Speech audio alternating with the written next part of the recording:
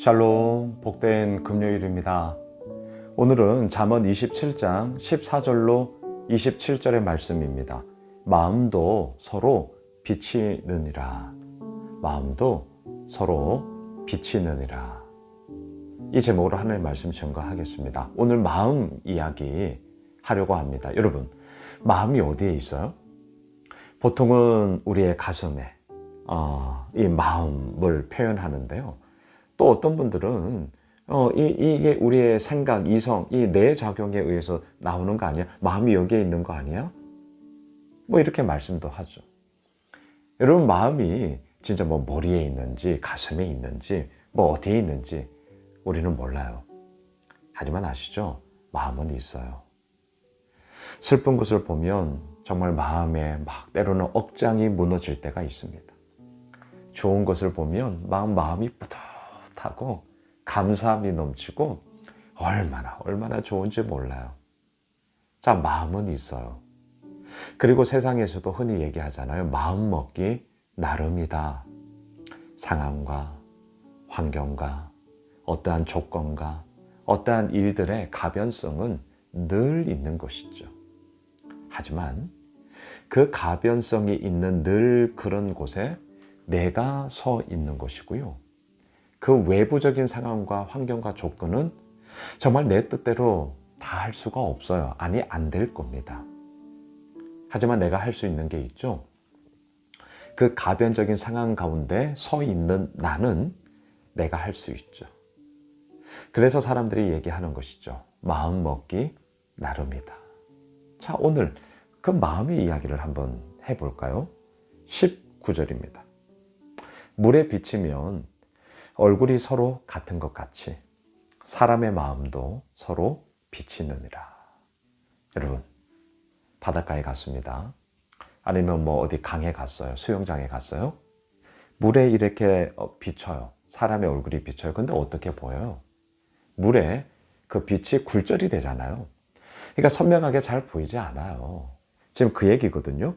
물에 비치면 각자의 얼굴이 서로 같은 것 같이 또는 비슷하게 보여요. 달리 말하면 빛이 굴절이 되어서 이게 선명하게 안 보인다는 것이죠. 그래서 그 얼굴이나 이 얼굴이나 뭐 비슷하게 그렇게 보인다라는 겁니다. 자, 여기서 중요한 것은 물에 비치면 빛이 물에 의해서 반사되고 굴절돼요. 자, 이것을 이제 우리의 현실의 이야기로 갖고 와 볼게요. 사람의 마음도 서로 비치느니라. 언제 그 마음이 비치게 되는 것입니까? 어떠한 일이 벌어졌을 때. 자, 다시요. 물에 비치면 얼굴이 서로 같은 것 같이 보여요. 우리의 어떠한 상황에 굴절이 일어나고 반사가 되어지고 어떠한 일들이 벌어지면 우리의 마음이 어떠한가 이것이 보이게 된다라는 것입니다. 우리 다 경험하고 있는 것 아니겠어요? 좋은 일이 있을 때 함께 나눔으로 우리의 기쁨을 배로 만들고 아프고 슬프고 속상한 일이 있을 때 나눔을 통하여서 그 아픔과 속상함과 슬픔을 반으로 줄이고 자, 우리의 모든 상황 가운데 어떤 일들의 벌어짐, 어떠한 상황의 이야기는 늘 있는 것이죠. 그리고 더 나아가 그러한 상황에 직면하였을 때 물에 비치듯이 그 상황에 우리가 직면하였을 때 그 사람의 마음이 비치게 되죠. 아, 그렇구나. 아, 저렇구나. 너무나 귀하구나. 아, 좀 아니었구나. 등등. 우리가 알게 되는 것 아니겠습니까? 오늘 그 이야기예요. 여러분, 더 한번 나아가 보시죠. 21절을 보셔요. 도가니로 은을, 풀무로 금을, 칭찬으로 사람을 단련하느니라. 자, 여러분, 좀 의외이지 않습니까? 사람을 단련해요. 뭘로요? 책망, 징계, 꾸중. 우리는 좀 이렇게, 왜냐하면 단련이라는 것은 우리를 더욱더 견고하게 만들고 우리들의 불순물들을 제거하고 그 불순물들을 제거하기 위해서는 뭔가 깎아내려야 되니까 꾸중하고 책망하고 경고하고 좀 이러한 그림을 가지기 쉽단 말이죠. 물론 그러한 것으로 우리가 단련됩니다. 그런데 오늘 잠언 기자는 의외의 얘기를 해요. 칭찬으로 사람을 단련하느니라. 여러분, 오늘 금요일 한 날 우리 좀 칭찬하면 어떨까요?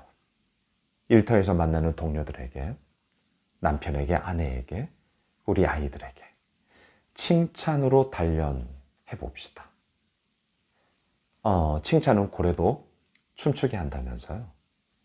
칭찬 얼마나 좋습니까? 물론 아무런 근거 없는 칭찬은 그 받아들이는 사람도 뭐야 이러거든요. 그래서 작은 거라도 그 뭔가 분명한 근거를 가지고 그걸 가지고 그 사람에게 격려하고 칭찬하고 인정하고 참 대단하다, 참 너무 좋아 라는 말을 우리 하면 어떨까요?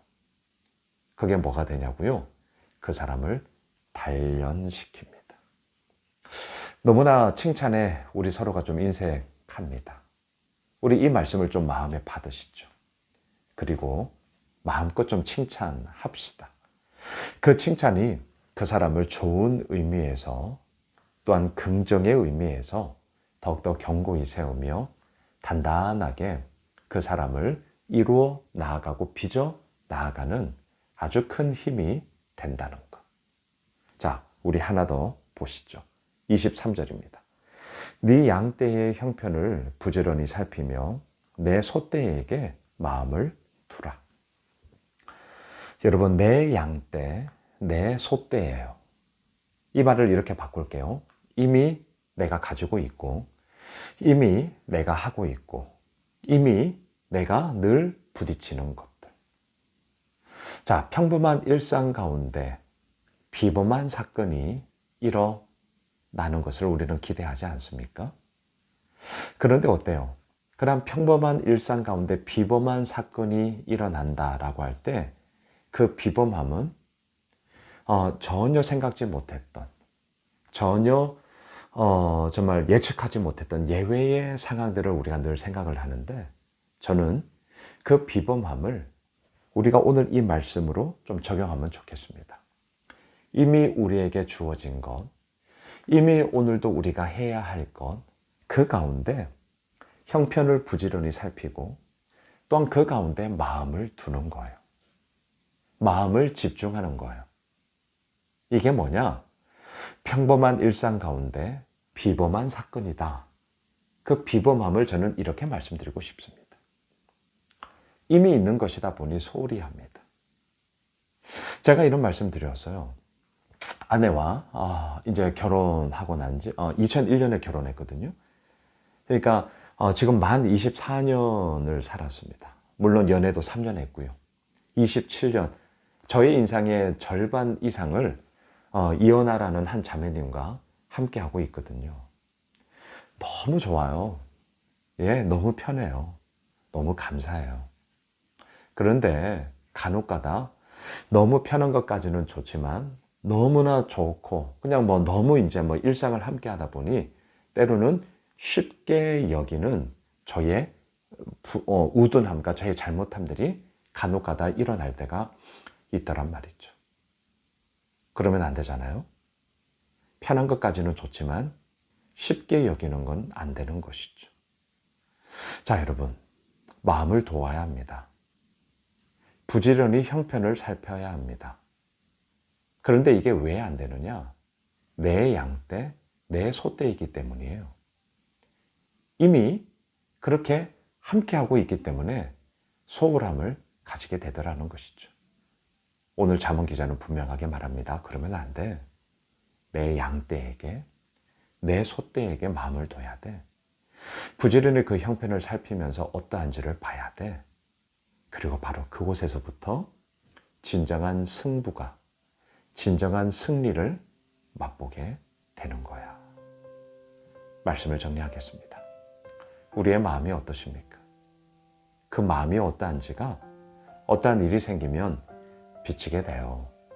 보이게 됩니다. 잊지 맙시다.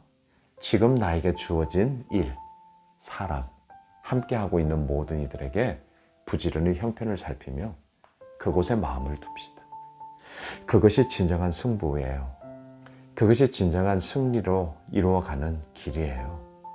우리 그 길에 마음을 두며 오늘 금요일 하나를 나아가게 되는 우리 예수 오실 모든 믿음의 가족들이 되길 주의 이름으로 축복합니다. 기도하겠습니다. 하나님, 이미 저에게 허락하여 주신 것에 부지런히 형편을 살피며 마음을 두겠습니다. 저의 마음이 어떠한지 다 알죠. 하나님, 그 마음의 이야기 속에 온전함과 정직함과 성실함을 가지고 아버지 앞에서는 사람들과 함께하는 저희들의 복된 인생이 되게 하여 주옵소서.